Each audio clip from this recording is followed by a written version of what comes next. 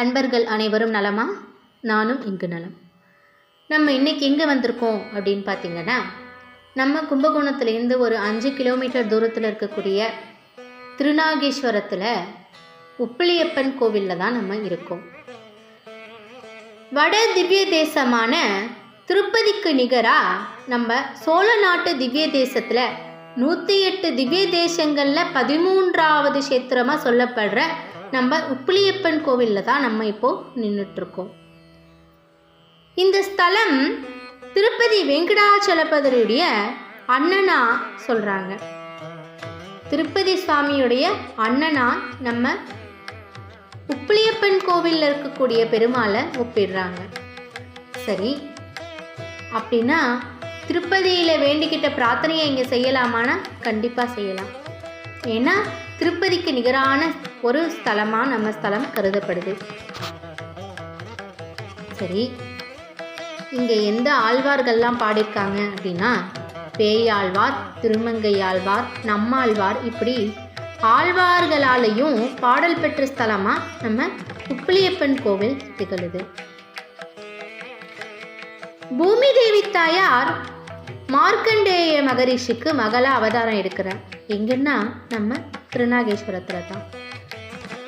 மார்க்கண்டேய மகரிஷி தன் பூமி தேவி தாயார் ஸ்ரீதேவியை தன்னோட மகளாகவும் பெருமாளை தன்னுடைய மருமகனாகவும் வேணும் அப்படி நம்ம வணங்கணும்னு சொல்லி பல ஆண்டு காலம் தவம் இருக்காரு. அதோட பலனா ஸ்ரீதேவி தாயார் பூமி தேவி தாயாராக இங்கே அவதரிக்கிறார். மார்க்கண்டேய மகரிஷியோடைய மகளாக இங்கே திருநாகேஸ்வரத்திலேயே வளர்றார். இப்படி வளர்ந்துட்டு இருக்க சூழலில் என்ன ஆறுதுன்னா, சுவாமி பொண்ணு கேட்க வரார். யாரை? நம்ம மார்க்கண்டேய மகரிஷி இருக்கார் இல்லையா, அவருடைய மகரான ஸ்ரீதேவி தாயார் பூமி தேவி தாயாராக இங்கே அவதாரம் எடுத்திருக்கார் இல்லையா. சுவாமி அந்த பொண்ணு கேட்டு வரார் மார்க்கண்டேய மகரிஷி கிட்ட. எப்போ? பங்குனி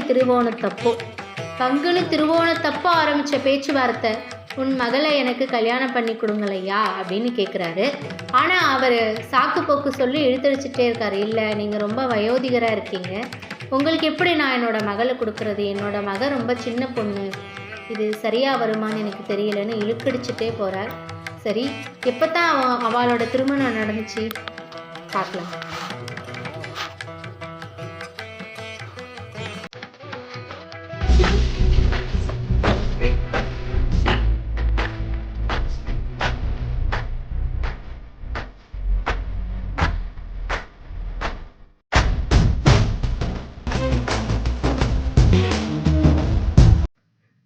பெருமாள் பொண்ணு கேட்குறதும் அவருடைய மகளுடைய தந்தை நம்ம மகரிஷி மார்க்கண்டேய மகரிஷி ஏதாவது சாக்கு போக்கு சொல்கிறதும் தொடர்ந்து நடந்துட்டே இருந்திருக்கு.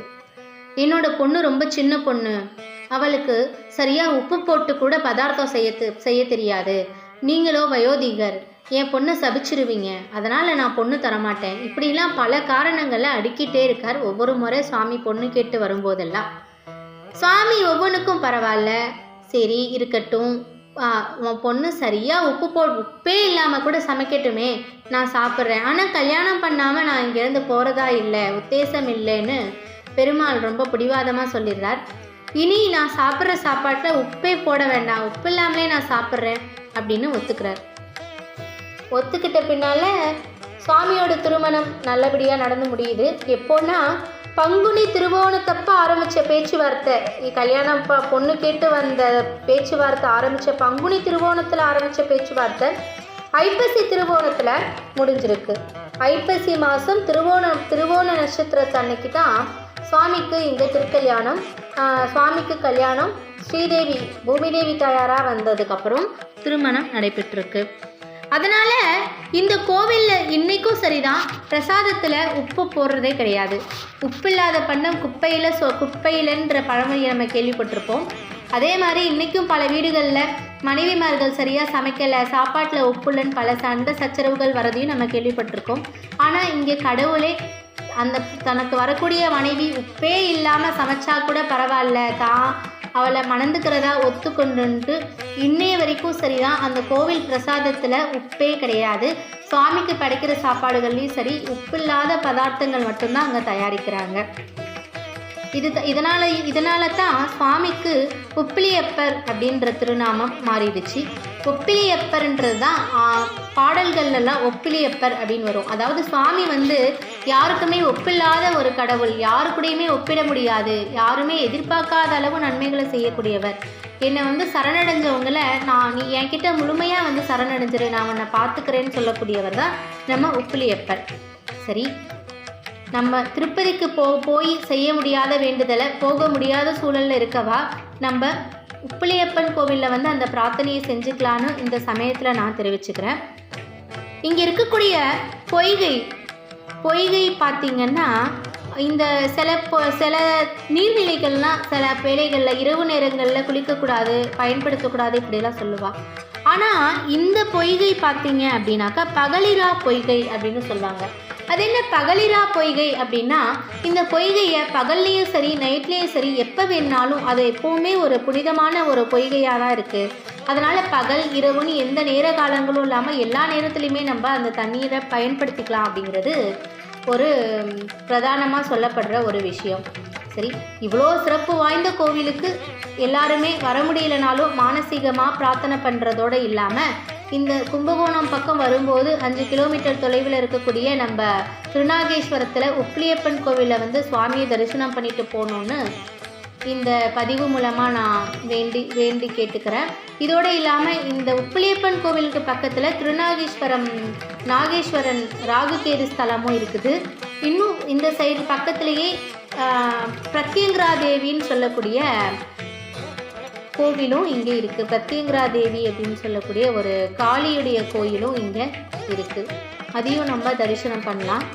தற்போது தங்களிடமிருந்து விடைபெறுவது ஸ்ரீ ராமஜெயம் சிற்பக்கலை கூடம், அவர் குரூப் ஆஃப் டெம்பிள் கன்ஸ்ட்ரக்ஷன். இதே மாதிரி சுவாரஸ்யமான தகவல்களை தெரிஞ்சுக்கிறதுக்கு நம்மளோட சேனலை சப்ஸ்கிரைப் பண்ணுங்கள், லைக் பண்ணுங்கள், ஷேர் பண்ணுங்கள். தேங்க்யூ ஃபார் வாட்சிங்.